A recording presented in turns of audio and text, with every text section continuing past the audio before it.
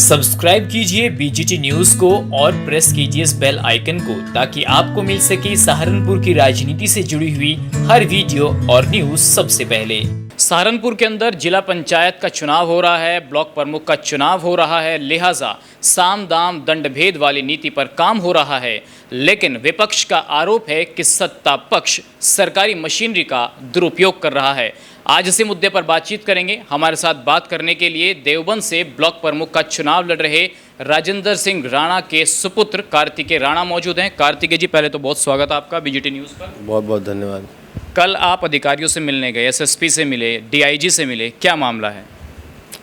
देखिए, ऐसा है कि हम लोग बहुत ईमानदारी से, बहुत निष्ठा से अपना एक चुनाव यहाँ पे ब्लॉक प्रमुख का मेरी धर्मपत्नी नितिशा सिंह राणा चुनाव लड़ रही हैं और एक चुनाव की प्रक्रिया होती है कि जितने भी क्षेत्र पंचायत सदस्य हैं उन्हें एक जगह इकट्ठा करा जाता है, उनकी सेवा करनी होती है जब तक चुनाव नहीं होता है। तो और सभी लोग अपनी कंसेंट से एक जगह पे हम लोगों ने उन्हें रखा हुआ था। प्रशासनिक अधिकारियों ने, सरकार के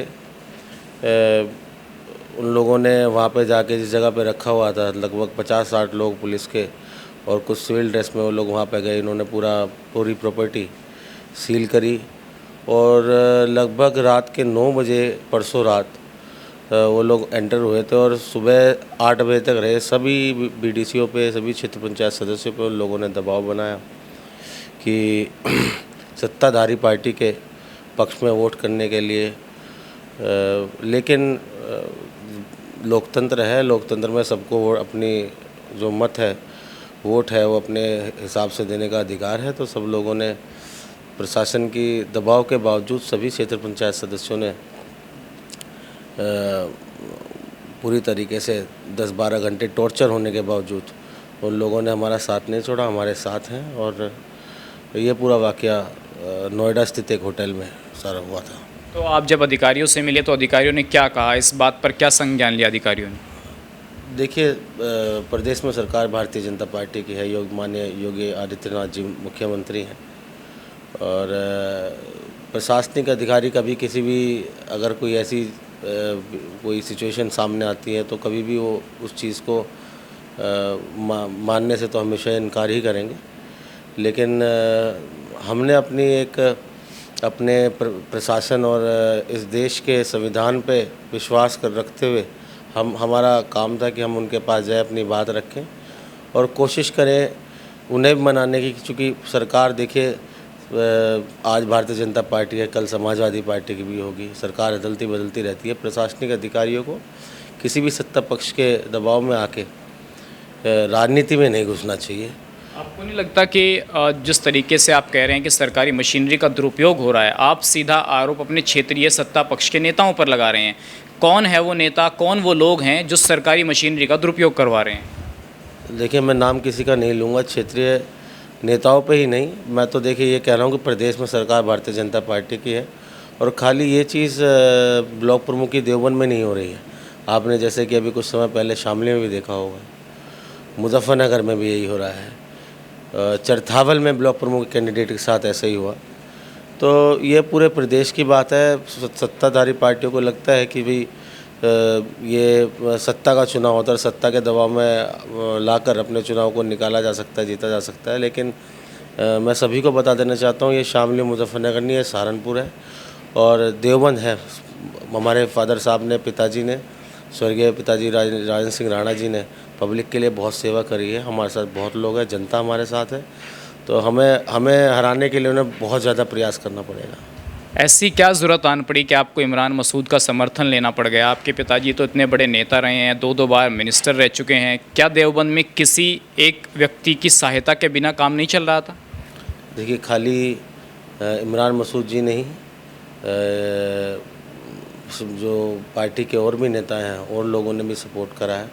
और देखिए, हम सब की लड़ाई संयुक्त रूप से भारतीय जनता पार्टी के खिलाफ़ है और एक ऐसी सरकार के खिलाफ़ है जिसने पिछले 5 साल में जनता को छला है और जनता ने जो उम्मीदें इस सरकार से करी थी, कहीं ना कहीं बिल्कुल किसी भी बात पे ये सरकार खरी नहीं उतरी है। हमारी सबकी लड़ाई, ये जो संयुक्त मोर्चा हमने सहारनपुर में बनाया है, हमारी लड़ाई भारतीय जनता पार्टी के साथ है। पिताजी के चले जाने के बाद इमरान ने जो शब्द कहे थे आपके और दोनों के बीच जो कुछ वार हुआ था, क्या उसका ज़ख्म इतनी जल्दी भर गया कि इमरान मसूद साथ आ गए हैं? अब ये मामला खुद के अस्तित्व को बचाने का है या फिर सांप्रदायिक शक्तियों के खिलाफ लड़ने का है? क्या वो ज़ख्म भर गया?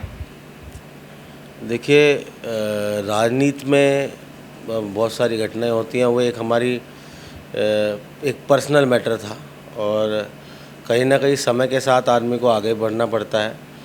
जैसे कि मैंने आपको बताया, संयुक्त रूप से हम लोग इकट्ठे इसलिए आए हैं कि देश में, प्रदेश में एक ऐसी सरकार है जिसने लोगों की भावनाओं के साथ खिलवाड़ करा है, लोगों को छला है।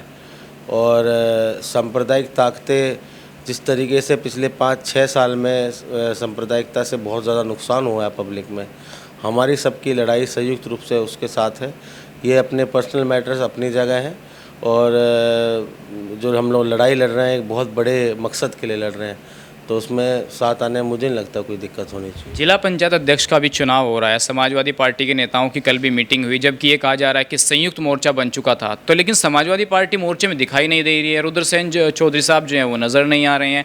क्या ये माना जाए कि संयुक्त मोर्चे में भी फूट है? नहीं, ऐसा नहीं है।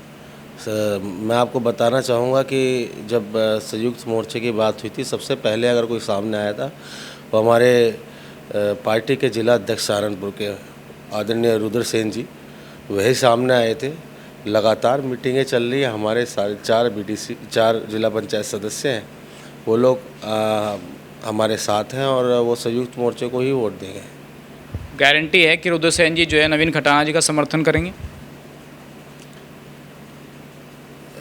लेकिन मुझे नहीं लगता कि जब इतनी बात आगे बढ़ चुकी है और जब हमारी लड़ाई इतनी बड़ी एक ऐसी सांप्रदायिक गुट से है, भारतीय जनता पार्टी मान के चलिए कि देश में का माहौल ख़राब करने का प्रयास कर रही है।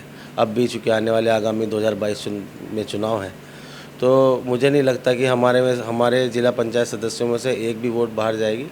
आदरणीय चौधरी साहब रुद्रसेन जी संयुक्त मोर्चे के साथ हैं और हम लोग भी उनके साथ, जितने भी जिला पंचायत सदस्य हमारे यहाँ से बने हैं वे लोग भी संयुक्त मोर्चे को वोट देंगे। ब्लॉक प्रमुख का चुनाव जीत रहे हैं? देखिए, जब तक अभी चुनाव की तारीख नहीं आएगी कुछ भी कहना सही नहीं रहेगा, लेकिन उम्मीद है और जिस तरीके का हमें लोगों से जन समर्थन मिल रहा है, जिस तरीके से लोगों की भावना है कि हम लोग ब्लॉक प्रमुखी का चुनाव जीते हैं। चूँकि मेरे परिवार में मैं तीसरी पीढ़ी हूँ जो ब्लॉक प्रमुखी लड़ रहे हैं। हमारे जो आदरणीय हमारे बाबा जी थे, वो भी बदन सिंह जी, वो भी ब्लॉक प्रमुख रहे, फिर बाद में हमारे फादर साहब ब्लॉक प्रमुख रहे, अब आगे हम ब्लॉक प्रमुख का चुनाव लड़ रहे हैं। तो पूरी उम्मीद है, जन समर्थन है, तो कह सकते हैं कि हाँ जीत रहे हैं। बस अंतिम 2 सवाल, अगर ब्लॉक प्रमुख का चुनाव जीत जाते हैं, विधानसभा का चुनाव लड़ेंगे? बिल्कुल। देखिए, ब्लॉक प्रमुख का चुनाव, पहली बात तो समय बदल रहा है और महिलाओं की भागीदारी राजनीति में ज़्यादा से ज़्यादा होनी चाहिए।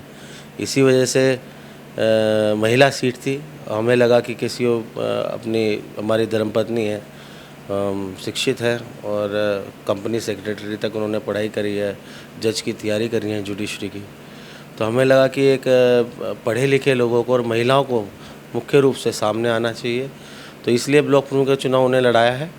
विधानसभा देवबंद का चुनाव अगर पार्टी हमारे आदरणीय माननीय राष्ट्रीय अध्यक्ष जी अखिलेश यादव जिम्मेदारी देते हैं, तो पूरी तरह पूरे दमखम के साथ विधानसभा देवबंद का चुनाव 2022 में लड़ा जाएगा। एक अंतिम चुनाव, शशिबाला पुंडीर जी भी तैयारी कर रही हैं वहाँ से चुनाव लड़ने की, भाजपा छोड़कर सपा में आ गई थी, क्या उस चुनौती के लिए भी तैयार हैं? अगर उनका टिकट होता है उनका साथ दिया जाएगा?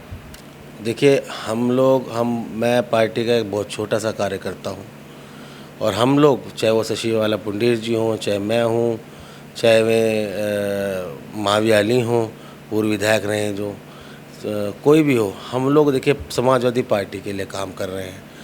पार्टी जिसे भी टिकट देगी, चाहे शशिबाला पुंडीर जी को दे, चाहे मुझे दे, हम लोग एक दूसरे के साथ खड़े होकर पार्टी को मजबूत करेंगे और पार्टी को जिताने का काम करेंगे। बहुत बहुत धन्यवाद कार्तिक हमसे बात करने के लिए। तो कार्तिक राणा का मानना है कि ब्लॉक प्रमुख का चुनाव वो जीत रहे हैं और सांप्रदायिक शक्तियों के खिलाफ अगर एकजुट होना पड़ा तो उसके लिए पूरी पार्टी संगठित है। अपने सहयोगी प्रशांत के साथ सचिन चौधरी, बीजेटी न्यूज़ सहारनपुर। इस खबर को अगर आप फेसबुक पर देख रहे हैं तो हमारे फेसबुक पेज को लाइक और फॉलो जरूर कीजिए, और अगर आप यूट्यूब पर देख रहे हैं तो हमारे चैनल को यूट्यूब पर जाकर अभी सब्सक्राइब कीजिए।